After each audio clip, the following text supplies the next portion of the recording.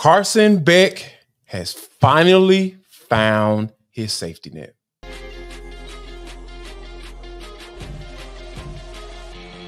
This is Locked On Sports Atlanta, and it's time for the Atlanta Football Party, only on Locked On Podcast Network, your team every day. Into the Atlanta Football Party, your home for the best Georgia Bulldogs football talk. It's local insight you can't get anywhere but right here at Locked On. I'm your host, Tenitra Batiste. Alongside me are Jarvis Davis and Brian Gebhardt. Today's episode is brought to you by FanDuel. Place your $5 bet. First $5 bet, and you'll get started with $200 in bonus bets guaranteed. Visit FanDuel.com to get started. And our Atlanta Football Party is part of the Locked On Podcast Network, your team every day. So how long can the Dogs hang on without 2 and 3? We'll talk about that. And Kirby Smart standing on business. We'll discuss. But first, let's talk about the sequel to movies we never wanted to see in the first place. So Jarvis, another Saturday. Another slow start for the Dogs offense. But for you, what was it this time? To be honest with you, I think is trying to figure out who they are as an offense. And to be honest, I don't mind them doing that, figuring it out against a lowly Auburn team. I know people were seeming like they were kind of just chilling and kind of maxing and relaxing. I know we're going to talk about that a little bit later as far as the crowd goes. But I like what I saw, to be honest with you. Like running that offense through Trevor Etienne. And the one thing that I feel like that has been missing from this offense is Carson Beck having that safety net.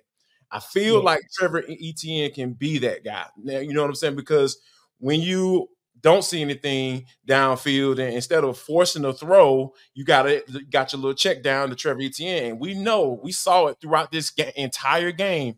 The man can make people miss. He can turn 2 + 2 into +7. He can turn +7 into 20 + 21. And that's what you look for in your running back, whether you turn around and hand it off to him or you're checking it down to him in a flat and you're looking for a one-on-one matchup. And I think that as Georgia goes along and Mike Bobo goes along, he needs to understand that, hey, man, you know, with all the stuff going on with your wide receiver core and you're getting London Humphries back and Mono and Dom Lovett and Colbie Young, all that stuff, you know you have someone that can make a play for you when you put the ball in his hands, regardless of whether you hand it off to him or you're passing to him. So I'm cool with the slow start in this particular game because I like what I saw at Etienne. Yeah, and Brian, I think Trevor Etienne as a whoopee for Carson Beck is excellent because he doesn't have his whoopies like last year. No Brock Bowers, no Lab McConkey. So you need somebody, and I say that, of course, jokingly, but you do, as a quarterback, need someone who you can count on, whether it's a check down situation or whether you know that in a 3rd and 1 situation, you don't have to toss the ball. You got a guy back there who can not just get you the 1 yard that you need, but he can probably move the chains and might even get you a touchdown, like we saw so many times in the game Saturday. 16 carries, 88 yards, and averaging 5.5 yards per carry and 2 touchdowns. Even if you thought that the offense was still a bit more pedestrian against Auburn than you would have hoped, to me, those are the numbers that you need to look at and be encouraged by. Yeah, and the 6 catches he had as well. So getting those 22 touches overall. I think he even led the team in receptions as well. So there was definitely a focal point of get Etienne the ball, get Etienne the ball. And that's the part I can actually get through watching the offense kind of be, okay, maybe it's 2 or 3 yards, maybe it's 3 or 4 yards. And then you start to break them off and clip them off. And they also got to get the confidence back in this offensive line that just simply hasn't had it yet this year. You know, before the game started on Saturday, Kirby reportedly made every offensive and defensive lineman step up and challenge them before they walked out and said, we're going to win these SEC games.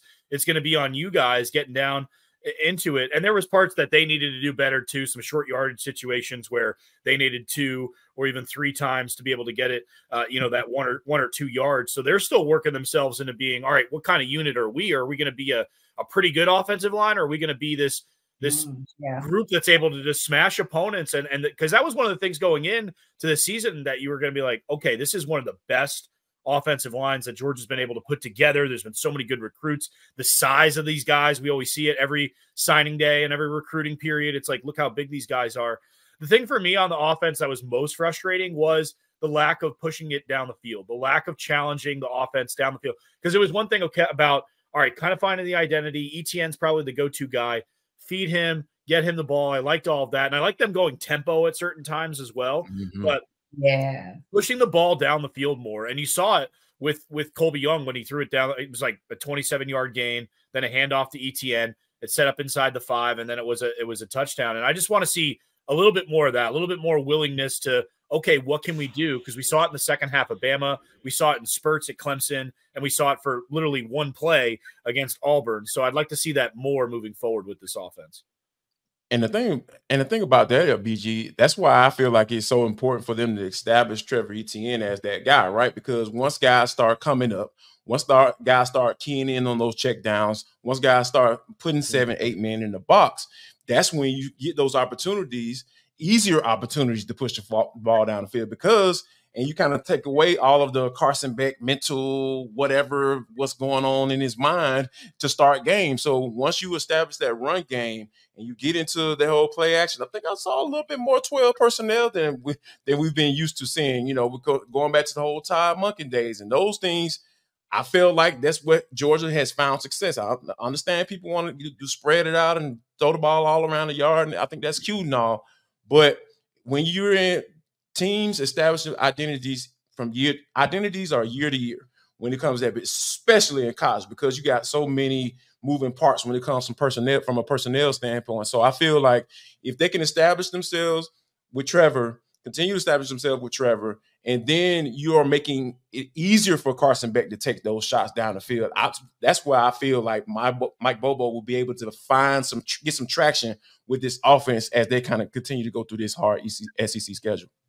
So you guys kind of talked about explosive plays from different angles, one from the passing side and one from the run side. And it's interesting because when asked about what cutting it loose looks like on Monday, Kirby Smart said, quote, play with no anxiety, play with no fear of what might happen, play above all that, and just cut it loose. In the game, at times we did, and at times we didn't against Auburn. So whether it's on the passing side of the ball or the run game, or dare I say it, even on the defensive side of the ball, guys, what does cutting it loose look like for you? It didn't look like what it looked like on Saturday as far as cutting it loose. You played some good football. That's one of those like B plus solid performances, but this wasn't a cut it loose. And Kirby's been so good about getting these guys in a spot to let them think, be aggressive. You're going to make a mistake. You're going to do something. And now it's almost like they're playing cautious, but they're coaching in a cautious way. Like they need to take the wheels off for the coaching staff in this spot. Like you got to give them an opportunity to make these plays, like build that confidence back in them, because it's also a thing for players. They feel it as well. They know they're like supposed to be big bad Georgia and, storming through all these people and doing all that. Give them an opportunity to succeed in these different spots. I mean, it would just be nice to see a little bit more aggression, especially on the offensive side. I mean, defense was pretty solid again. I know we'll talk about that, but cutting it loose for me means just, again, pushing it down the field, using those guys that are speed. It's time for and I know we'll talk about the Colbie Young thing a little bit later on that just came out before the show started, but it's Anthony Evans time now in that receiving room. Like I got to have some opportunities for that guy as far as stretching the field goes, as far as the speed aspect. When he has the ball in his hands, he's special. It's different. So, and everybody sees that. I need to try to see that. Okay, bring guys out of the box, like space out this defense as well. Push that thing down the field. Yeah. Ty Ingram Dawkins. Hey, man, come on. Keep coming. Keep establishing yourself. 2 sacks in the first half and being able to put the quarterback on the ground. That stuff means something because sacks come in bunches. When you start to get them and you start to get a good feel for how teams are trying to attack you and try to block you, because I'm tired of hearing people talk about, hey, man, the edges are soft at Georgia. I don't know what's going on. Mobile quarterbacks. You see, Auburn only offense was Peyton Thorne taking off and moving the ball that way. And, of course, with the little running back that benches 700 pounds. I was like, what? Benches 700 pounds. I was like, oh, my gosh. But anyway, she made a mistake, but I thought that was just too funny. But I think that, as we go along, we haven't had a Michael moment on this show. It seemed like forever. With him kind of being eased back into the situation, not necessarily looking like he's going to be that guy and not quite 100%. 93 can take it. He can take it because so I think that's a message to him. And as far as cutting it loose goes, you know how Kirby is when it comes to messages. I feel like he's talking directly to Carson Beck. Hey man, let's go. Let's go. Let's get yourself mentally focused coming into these games and understanding what the game plan is, understanding what Mike Bobo wants to do, and you need to go out there and execute because this offense is only going to go as far as 15 Texans. Yeah, and I think it's one of those situations where oftentimes we talk about coaches who play to win versus coaches who play not to lose. And if Carson Beck could kind of take that mindset, not so much that he plays to lose, but just like the aggressiveness that you should have in your mindset when you think play to win, I think that would go a long way. And that would kind of be my definition of him letting loose. Just think about going for the jugular every single time. And if you think that way, even if you don't hit that mark every time, I think that your teammates will follow suit. And I think you'll see some of that edgy Georgia that we've seen, especially in those runs to the national championships. Now, granted, sometimes you can be okay letting it loose when you got all your players and you're functioning on all cylinders, but sometimes it's not that easy, especially if you got to hang on without some key players like 2 and 3. We'll talk about it and we'll go between the hedges to discuss. This episode of our Atlanta Football Party is brought to you by Roy. All right, Bulldogs fans, it's time for the Roy Player of the Week. The Roy app lets you directly support your favorite athletes. Unlike collectives where you make a donation to a general fund, Roy lets you choose the specific athlete you want to support. You back the players you care about, and in return, get exclusive content after the season like personal videos and updates. And the best part, it's risk-free. If the athlete transfers or doesn't create the content, you get your money back. This week, I am choosing Trevor Etienne for his amazing play against Auburn. As we talked about earlier in the show, 16 carries for 88 yards and 2 touchdowns, but also helped contribute in the passing game, 6 receptions for 36 yards to help the Bulldogs get the 31-13 win over Auburn. Now, you can contribute to that campaign just like anyone else. Maybe one of your friends contribute as little as $10, maybe contribute as much as $100. But when enough of us contribute, then it's not just about the dollars, it's about the message you're sending to Trevor Etienne and really the whole team. The collective support helps keep you connected to the school. So Roy is doing their part to bring fans closer to their schools and athletes with an exciting giveaway. It's giving one lucky fan 2 tickets to any game of their choice in November. Here's how you enter. Download Roy in the App Store or Google Play. Use code LOCKEDON when signing up and you're entered. Already on Roy? Make a payment to any athlete's campaign and you'll also be automatically entered. No purchase necessary. Void where prohibited. Go to joinroy.com for official rules. And don't forget, download Roy and try it out. Support the players and change the game.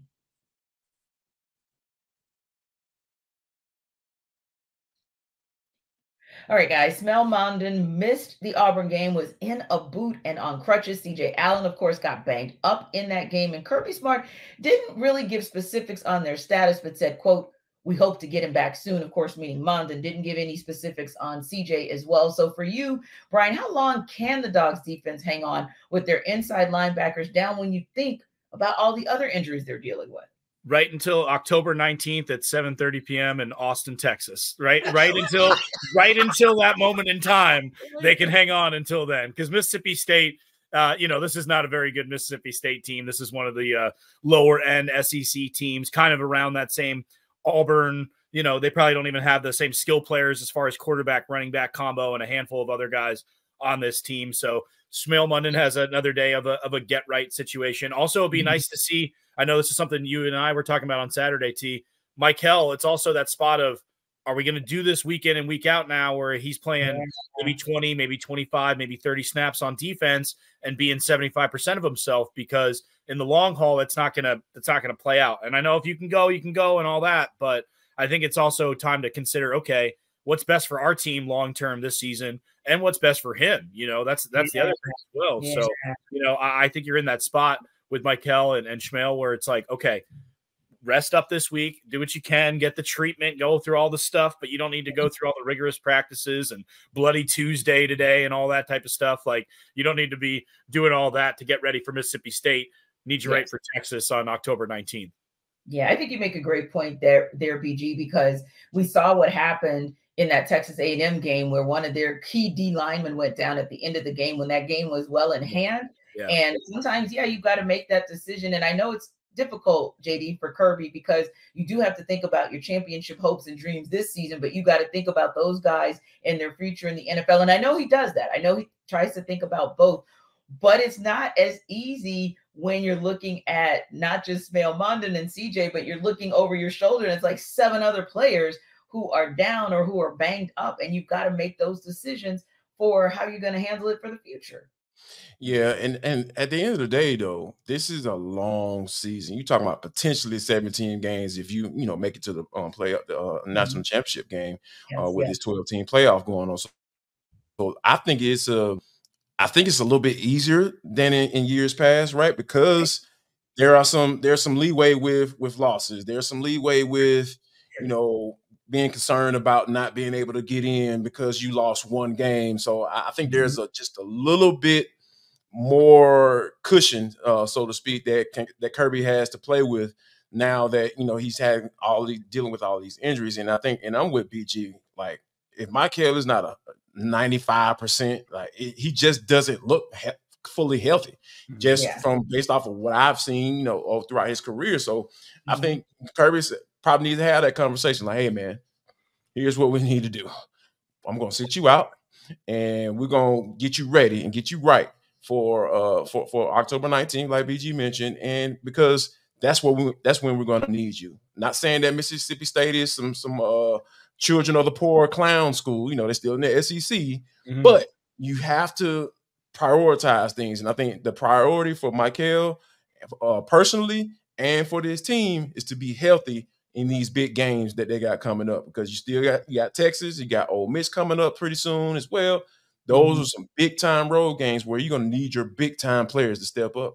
Yeah, and I think it's one of those situations as well where you can afford to do that, and maybe more so than any time we've seen in recent memory, because when you talk about the fact that within the walls of the SEC, Alabama goes down, Missouri goes down, Tennessee goes down, and of course, bigger picture, Big Ten, Michigan goes down. It shows your team, hey, don't play with anybody. So I think mentally they kind of already know, between their scare with Kentucky and with these teams actually going down, I think those guys get it. Like, yeah, we've got to still bring our A game, but let the guys who are healthy enough to bring their A game, and let the other guys rest until they need to bring their A game. Yeah, I definitely think so. Now, speaking of, we talk about, the fact that even when you're looking at 2024 and kind of what you need to do with the current roster, Kirby Smart always has an eye on his recruiting cycle and what his next class is like. He's always on mission, especially to add depth at the D-line. And there are a bunch of guys in the mix for recruiting for the rest of that 2025 cycle. Kevin Wynn is at the top of the list, along with, of course, Justice Terry and Elijah Griffin. And Wynn kind of intimated this weekend that, hey, he might be flippable. So, guys, we have seen Kirby flip folks before. That probably didn't sound so great. I got to find another way. I love it. It sounds like a word that I made up. That's a JD-ism. He's flippable. But what do the Dogs actually need to do to flip Wynn from Florida State? All right, here's the phone call right here. Hello? Hey, Kevin, this is Kirby Smart. Do you want to win football games? Yes, I do. Yes, I do, Coach. Yeah, I want to win some football games. Well, come to Georgia. I mean, I don't, I got a lot of guys leaving this year, going on to the league. Man, I need somebody to come in and play right away. Because here's the thing. You talking about uncertainty. Mike Norvell, why would he go down there? Because who knows who's going to be the coach after this season, because we know the buyout situation in Florida State. He might be able to stick around because of those monies if they aren't able to raise it, which I'm pretty sure they're probably going to try to figure out a way to raise that money.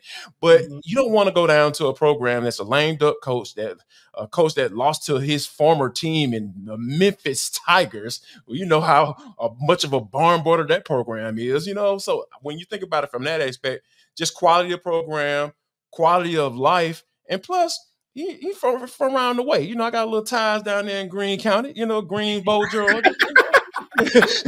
So I'm like, hey, Kevin, man, come on up here, man. I know we related somehow, what I'm saying? That's just how the country works. So come on up to Georgia so we can talk about you right here on the Atlanta Football Party every Tuesday, baby. We got you, man. It's in the name. You said it, Jarvis. Kevin Wynn. Like, yes. You want to come do that? It's right there. It's in there for you.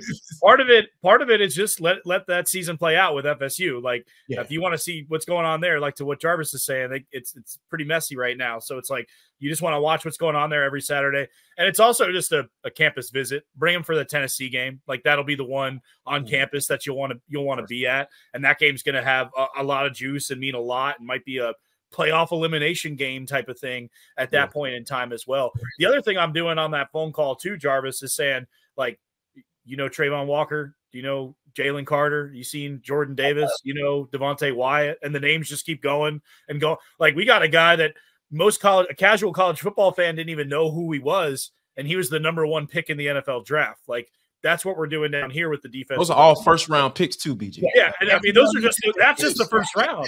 That's not to mention, your Zion Logues and stuff who are on practice squads and go in the 6th and 7th round and find a way to make the league. Yeah, so it's just, I mean, there's multiple a year that come out of there. So if you want to be a part of that, a known track record of, hey, come in, these guys are going to be good. FSU did have that one good group of defensive linemen, but, now they're, and that went very quickly, but it's year after year for Georgia. So come be a part. And also the other thing too is they need, like, it's kind of help us get back to that great defensive line. Cause right now it's good, but it's not special. It's not different in that way. So come be a part of making it special again. Yeah, I would agree. And if it's my phone call, I'm calling Mike Norvell. And if you are a fan of Harlem Nights like I am, you'll know exactly what this reference is. Hey, Mike, I ain't coming back. All right, that said, Kirby Smart standing on business. We'll talk about it in next up.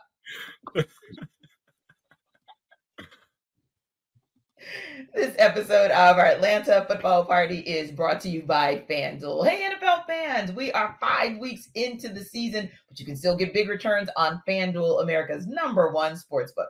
So when you get a hunch in the middle of the game, you can check out the latest stats, view live play-by-play, and so much more on the same page where you place your bets. You'll get started with $200 in bonus bets guaranteed when you place your first $5 bet at FanDuel.com. So again, you still got some big matches coming down the pipeline in week 6 of the NFL season, and you can still get big returns on FanDuel. So if you happen to get a hunch in the middle of that game where the Falcons are routing the Panthers in Carolina this weekend, go ahead and move on that hunch. You can check out the latest stats, view live play-by-play, and so much more right there on the same page where you place your bets. So you'll get started with $200 in bonus bets guaranteed when you place your first $5 bet. Who wouldn't want some seed money to get that started? So check it out at FanDuel.com. And remember, FanDuel is America's #1 sportsbook.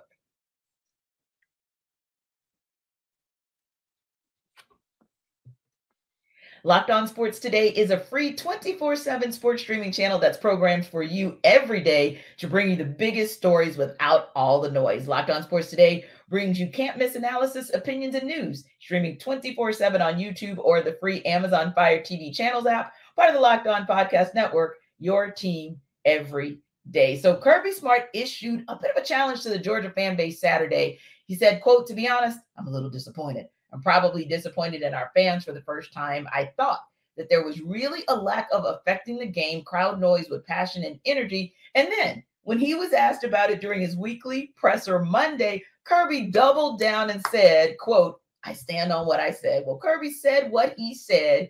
Are you guys good with that? Yeah, why not? I mean, shoot, if he really feels that way, the one thing about Kirby, he's always going to keep it straight, right?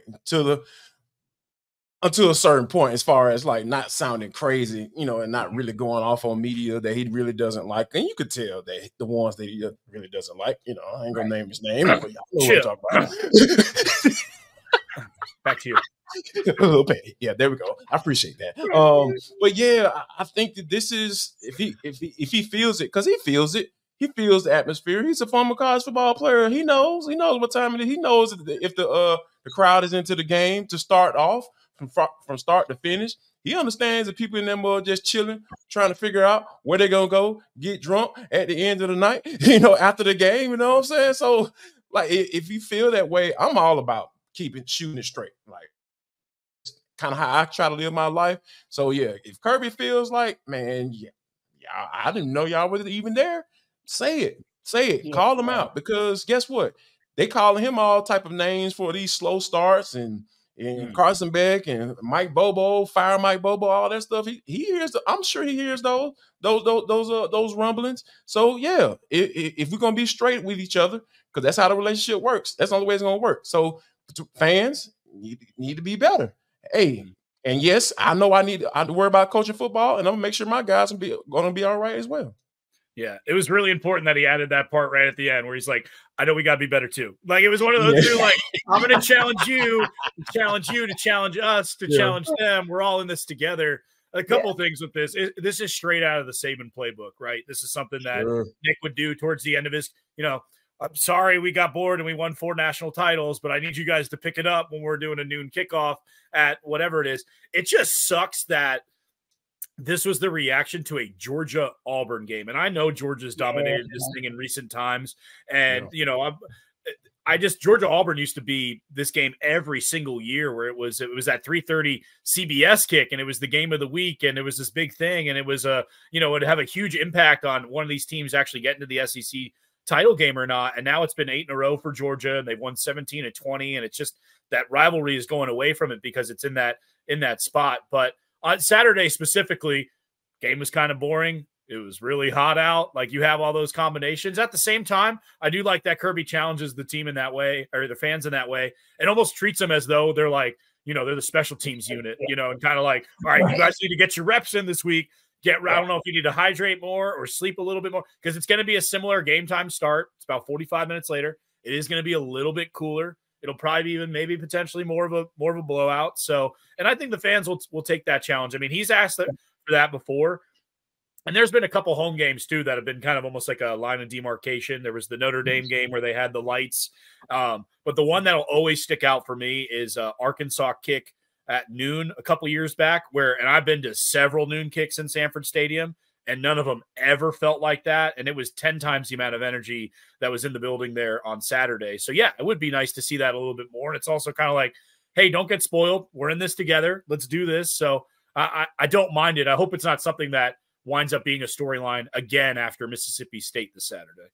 Yeah, because if you have one of those games like that Tennessee matchup and it comes down to the wire, I mean, we saw what happened. That was Arkansas and Tennessee this past Saturday, right?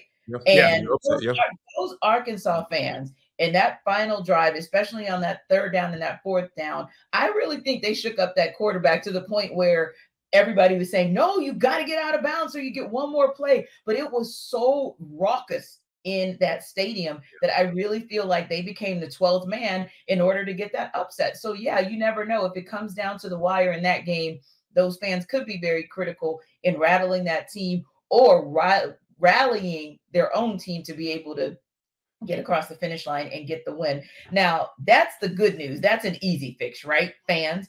But this might not be such an easy fix. According to multiple reports, Colbie Young was arrested this morning on misdemeanor charges of battery and assault of an unborn child, according to Athens Clarke County Jail records. Now, Young was booked at 4:18 a.m. this morning on those charges. Is this another situation where Kirby will have to deal with the distractions and the narrative that he doesn't have control of his program and his players? Absolutely. I think this is going to be something that you're going to continue to be questioned about as it goes along. And, you know, Kirby is a guy that, you know, like BG mentioned earlier, Chip Towers, you know what I'm saying? You know, he's going to ask that question. And I'm sure Kirby is just thinking about that, I'm like, all right, how can I answer this without being a total you know what? Because I know Right. people are going to be listening and watching and trying to figure out how I answer these questions and that's going to determine whether or not how they feel about this program and whether or not have a good grasp on it. But just from the whole Colbie Young situation and being a former college football player, scholarship athlete, like this is, I don't understand how you get into things like this during the season. Everybody always talk about that time of wave in the summertime because guess what? You don't have your coach in your ear saying, blowing that whistle, saying, hey, it's time to get up, time to go work out, time to go to class. You know, you don't have that. All that is gone. But when you have that structure, that regiment, everything is just mapped out for you during the season. I just don't understand how you can just get into a situation like this. Now, granted, I'm not saying he's guilty. I'm not saying that he's not guilty, right? But I am saying this is the type of situation where you got to have that mental focus and to say, hey, whatever it is, whatever the issue is, I can't get into that with you, and I have to leave this situation. And I just think that it's just so hard for me to just look at this situation and say, man, how did you get yourself into this? It just doesn't make any sense to me. Yeah, especially when the last week or two we've just been talking about, hey, he's kind of looking like maybe the numbers don't show it per se, but he's kind of looking like he might be wide receiver one. He might be the go-to guy when the game is on the line or when you need an explosive play. And now this, PG. Yeah. It's hard for me too to just go straight to like the football side of things with this. When you see something like this, you know, you hope everybody that's involved in the situation is safe and okay at the end of the day. The other thing with this is it's not, you know, I know this will be lumped in with all the other stuff, but this is this is awful. Like, and if, you know, we don't have a lot of details about it, and this will be Kirby's answer today or, you know, this week at his press, it'll be, you know, we're gathering all the details. We'll find out more information. We'll make the decision once we have all the facts present, which is the right way to handle that situation as well. I'd imagine that Colbie Young, again, this isn't information that we know. I imagine he won't practice or play this week. That would be my guess, given, you know, what's being alleged and what's, you know, apparently may have happened here. So, but on the flip side of this, with looking at it from the Georgia perspective, I mean, this was a guy from a wide receiving room that someone was looking to emerge, you know, on the field. And he was kind of, I've been preaching about that downfield threat, you know, that downfield ability to, you know, be able to stretch the field. And you saw it a little bit. And he's been a big red zone target as well, because you don't really have that big body wide receiver. I guess Humphreys is a little bit of that potentially as well. So I think this might, you know, obviously open up some opportunities for other players on this team. That's why I mentioned earlier Anthony Evans. I think it's time for him to really get on the field and maybe stretch this thing out a little bit. So, but I hope everybody that is involved with this situation is okay. And just an awful thing to read. And yeah, this is a spot where Kirby, I mean, it's become a theme of several players having issues over and over and over again. And now, you know, this is going to be a narrative moving forward. Now it's also, now we're talking football, right? We're talking crowd noise. We're talking off-field issues. So now it's all these things are going on, which Kirby wants it to be about football, right? You know, he wants it to be about football, but now it's about all these other things. So, and it's about him and the rest of the team to get this thing back on track of, okay, we're talking about a winning, dominant football team and not everything else.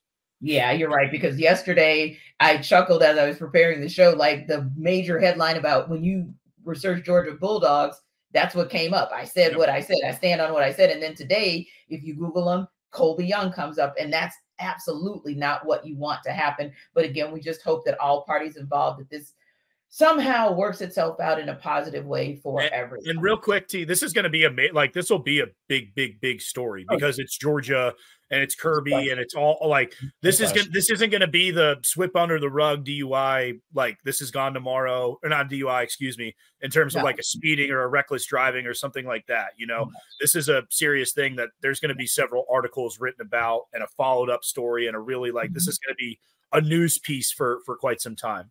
Oh yeah, because of the world we live in as well, where it's really a lot of it is about, and I can say this as a female, when you talk about the Me Too movement and the extension of that and how we're giving a little more deference and respect and showing more support for these types of potential domestic violence situations. I agree. This will not go away quietly. So again, we just hope everybody involved somehow this works out positively for all involved. Thanks to our everydayers for making the Atlanta Football Party your first listen of the day. Be sure to stop by Locked On Bulldogs for your second listen, and be sure to like and subscribe to our YouTube channel. We're also free and available wherever you download your podcasts. We'll see you on the Atlanta Sports Party Thursday.